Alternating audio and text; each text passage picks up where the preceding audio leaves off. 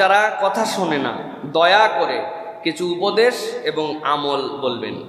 এটা কি বাচ্চাকে বলবো না বাচ্চার বাপ মারে? আচ্ছা, যদি বাপ মার জন্য হয়, আমি আপনাদের কাছে সিনসিয়ারলি বাচ্চাদের বিষয়ে কয়টা কথা বলতে চাই। প্রিয় ভাই এবং বোনেরা যারা আমাদের কথা শোনেন, আমি আপনার কাছে 6টা কথা বলবো। বাচ্চা কাচ্চা কথা শোনে না, আর 2টা দোয়ার কথা বলবো। দেখেন, যদি এটা করি আশা করি কাজ হবে ইনশাআল্লাহ। 1 নম্বর বিষয় যেটা বলবো, আমরা ধৈর্য হারা সন্তান একটু কিছু করলেই, আমার চিন্তার থেকে একটু বাহিরে চলে গেলেই আমি মনে করছি এই সন্তান শেষ, আর হবে না, মনে হয় একবারে ধ্বংস হয়ে গেছে। বয়স কত? 8.5। 8.5-এ আপনি তারে বাতিলের দপ্তরে ফালাই দিচ্ছেন, 10 বছরে বাতিলের দপ্তরে ফালাই দিচ্ছেন। আমি বলবো প্রথমে ধৈর্য ধরেন, ধৈর্যটা আগে নিজের মধ্যে রাখেন, যে তার বয়স এমন কিছু হয় নাই যে আপনি একদম সব শেষ হয়ে গেছে ভাবতেছেন। এটা 1 নম্বর। 2 নম্বর বলবো, নরম ভাষায় কথা বলেন।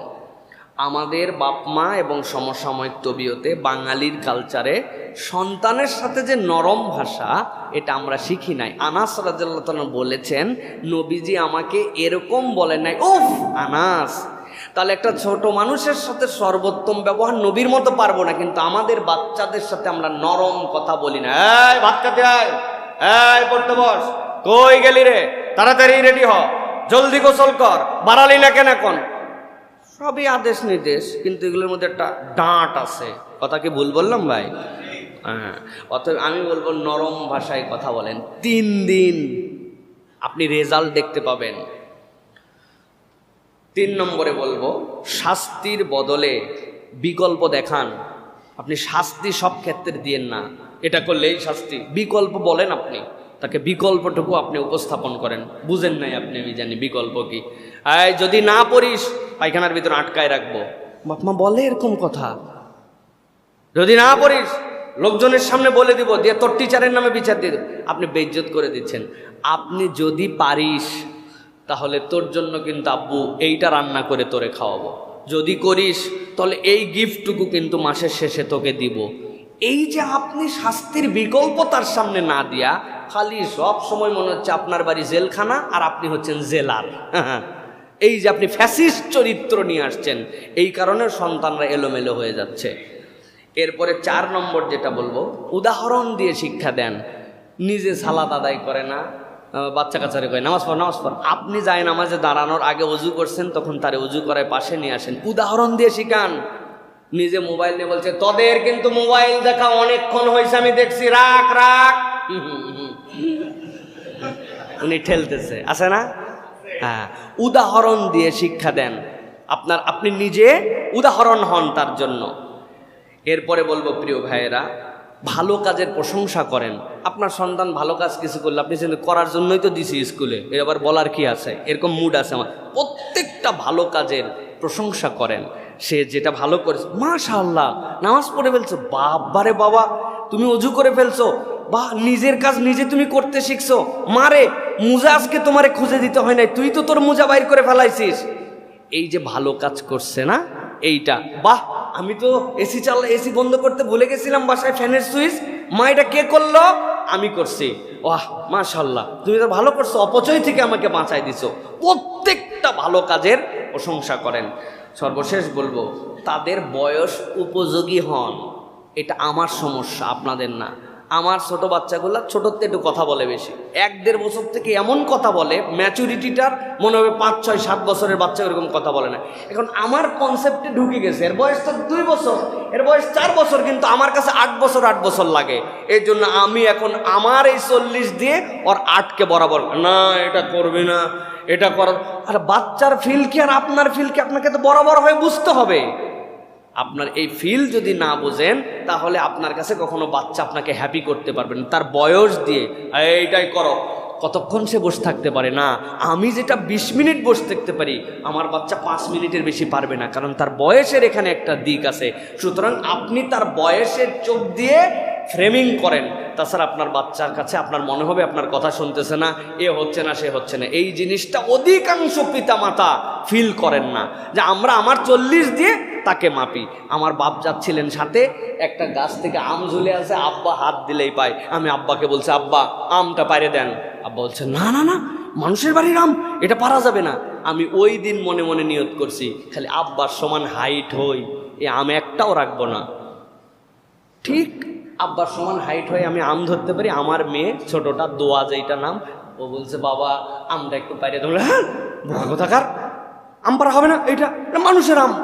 ও মনে মনে ভাবছে কিন্তু আমি বাপের সমান হই, পারবো।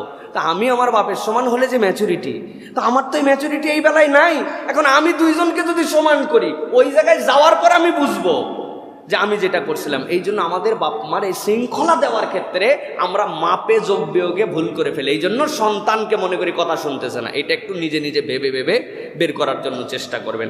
দুইটা দোয়ার কথা বলেছি, একটা দোয়া সূরা ফুরকানের ৭৫ নম্বর আয়াত, র্যান্ডম নামাজে কালামে হাত তুলে দোয়ায় সন্তানের জন্য, রব্বানা হাবলানা মিন আজওয়াজিনা ওয়া যুররিয়াতিনা কুররাতা আয়ুনি ওয়াজআলনা লিল মুত্তাকিনা ইমামা। আল্লাহ, আমার সন্তান, আমার পরিবারকে আমার চোখের জন্য শীতলতা বানায় দাও, আমার বাচ্চা কাচ্চাগুলোকে মুমিনদের মুত্তাকিদের নেতা বানায় দাও। সুবহানাল্লাহ। এই দোয়াটা করবেন তো ইনশাআল্লাহ। রব্বানা হাবলানা মিন আজওয়াজিনা ওয়া যুররিয়াতিনা কুররাতা আয়ুনি ওয়াজআলনা লিল মুত্তাকিনা ইমামা।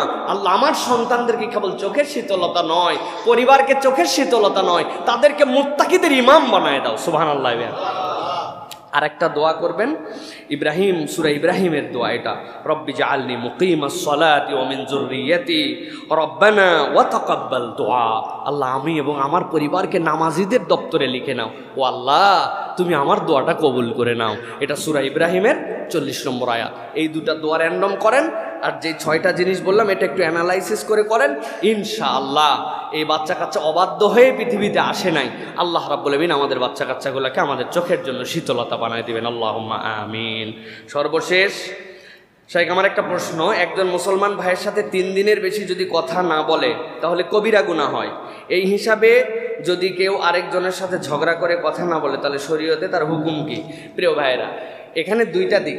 একটা হচ্ছে এমন মানুষ আছে যার সাথে আমার কোনো কথাই হয় না বছরকে বছর, এটা ভিন্ন, কিন্তু পাশাপাশি থাকেন, প্রতিদিন দেখা হয়, একজন আরেকজনের সাথে দেখা হয়, কিন্তু এই দুইজনের মধ্যে ঝগড়া হয়েছে, ঝগড়া হয় একজন আরেকজন কসম করছে যে আমি তোমার সাথে কথা বলবো না। আল্লাহ নবী বলছেন 3 দিনের বেশি এইরকম করে যদি দেখা সাক্ষাৎ, পাশাপাশি চলাফেরা, তারপরে মনের মধ্যে ঈর্ষা রেখে যদি কথা না বলে, এইটা একটা গুনাহের কাজ। সুতরাং আপনাকে এখান থেকে বেরিয়ে আসতে হবে। এবং নবী বলছেন যে আগে সালাম দেয়, আল্লাহ রাব্বুল আমিন তার প্রশস্ততা বাড়ায় দেন। সুতরাং আপনি সালাম দিয়া এই দুনিয়ার সম্পর্কটা স্বাভাবিক করেন। তার সাথে মনের দূরত্ব থাকবে, ব্যথা থাকবে, কিন্তু এরকম মনে হবে না যে দেখলে ব্যথা হয়ে চলে যায়, আমি ইচ্ছা করে অ্যাভয়েড করি, এইটা যেন না হয়।